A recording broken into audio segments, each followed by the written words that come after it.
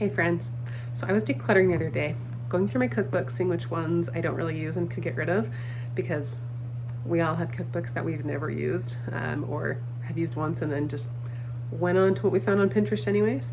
But as I was going through them, I came across this. Now, I got this in St. Louis when I was visiting a boyfriend when I was like 19 years old, and he took me to the Arch, and there's like, I think there's like a museum at the basement of, like at the bottom underground, and then a gift shop somewhere either right at the base or underneath it. Anyways, I got this for some reason as a souvenir because I thought it'd be cool to learn to make bread. I have yet to make anything out of this book. Man, you are one pathetic loser. So I was going through it and I thought, well, if I'm not using it, I might as well get rid of it. And then my brain said, Katie, you're dumb. This is probably the most useful cookbook that you have because this will teach you how to make bread, which you love and could feed your family on. Now, I've really gotten into kind of emergency preparedness lately.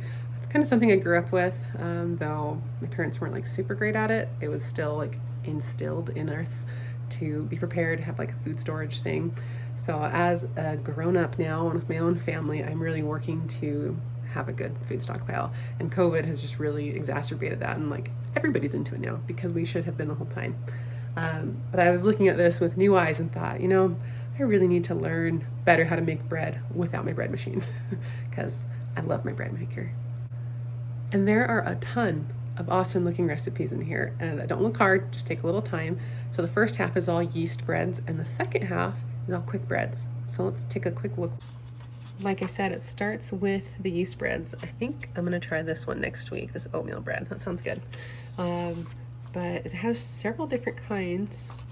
I would love to get that kind of Dutch oven. Maybe one day when we have a house.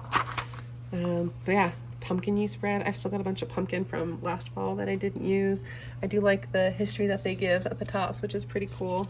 And then you keep going through and you'll eventually get to the quick breads. Okay, there.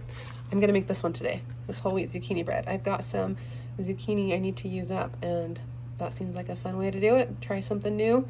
And it's got a bit of sugar, but might be less sugar than other zucchini bread recipes I've seen. But yeah, there's a lot in here that looks interesting. So I think what I'm going to do, oh look, a sourdough starter. How about that? So again, super useful. But I think I'm going to, oh, here you go. Here's all of these other old-fashioned ones that look kind of fun. I know that was just a quick glance through, but my goal is I want to cook through this bread book. I want to make every recipe in here at some point. I'm going to try to make it a weekly thing, that I make one loaf of bread or type of bread thing from this book every week until I get through it all. So that's going to stretch me. I don't know that I'll make it every single week, but that's the goal, is to make a new bread recipe every week from this book to help teach me some skills, just get more experience making bread. So first we are going to shred this zucchini up, and I've got a cool little shredder over here. This is a little challenging to do with one hand, but this is a really simple thing to do. You just put your food in and you crank it with your other hand and it shreds super fast. And in a few seconds, I got 2 cups of shredded zucchini. I'm going to crack in 3 eggs, and I just want to point out, I'm getting really good at doing stuff with one hand. I've had to hold babies while working.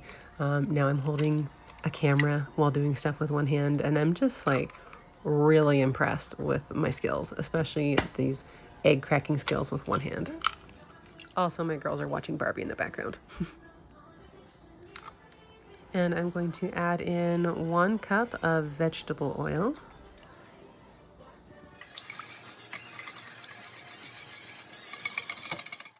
And stir in some vanilla. Now I can add the zucchini and start stirring that all together. Now I'm going to put together the dry ingredients. I'm not going to add raisins and walnuts this time. We've got 1 cup of granulated sugar, a half a cup of brown sugar, 1 teaspoon of salt, a half teaspoon of baking powder, 1 teaspoon of baking soda, a half teaspoon of nutmeg, and 1 teaspoon of cinnamon. I'm going to stir this up, and I'm going to use the back of my spoon to try to break up some of these bigger chunks of brown sugar. Mine was kind of old. Now I will add my 1 cup of whole wheat flour and then 2 cups of all-purpose flour. Then I will give all of that a really good stir.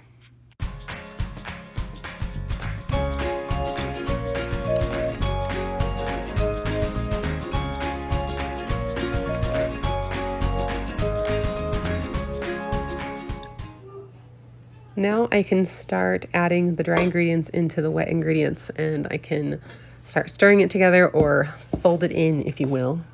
You fold in the cheese then. Don't you dare. You fold it in.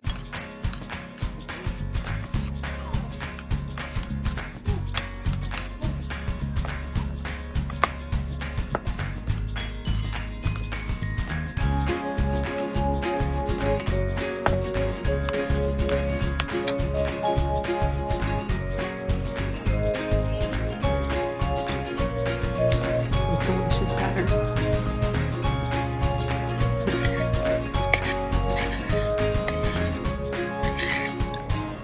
Yum.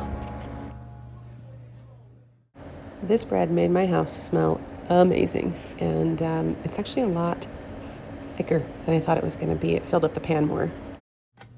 I was a little nervous for how much it would rise because it didn't seem like there was much batter in there, but it turned out really well. This ended up being so like perfectly crispy on the outside. I'm like looking at it, wanting to eat this right now. It's like so perfectly crispy crust on the outside, and the inside just tastes so good. And I think it's because it has nutmeg in it. And I'm like, have I just never had nutmeg in zucchini bread before? But this just like tasted like fall. It made 2 loaves. One of them is almost gone because my husband and kids just devoured it. It was so good. Highly recommend. Oh, my face is itching. This is so good. I highly recommend it. And yeah, this smells so good. Okay, I don't know about you, but the whole wheat zucchini bread was a major win. So next week, I'm going to try either the graham flour bread, which sounds super good because I love graham crackers, or I will try the oatmeal loaf of bread. I'm kind of leaning towards the graham, but hopefully I don't forget to buy the graham flour from Winco when I go. Either way, now I'm really encouraged that it's going to be the bomb because I have a good feeling about this cookbook now. So make sure you subscribe and follow along so that you can see how my next adventure goes through cooking through that bread cookbook. Thanks for watching.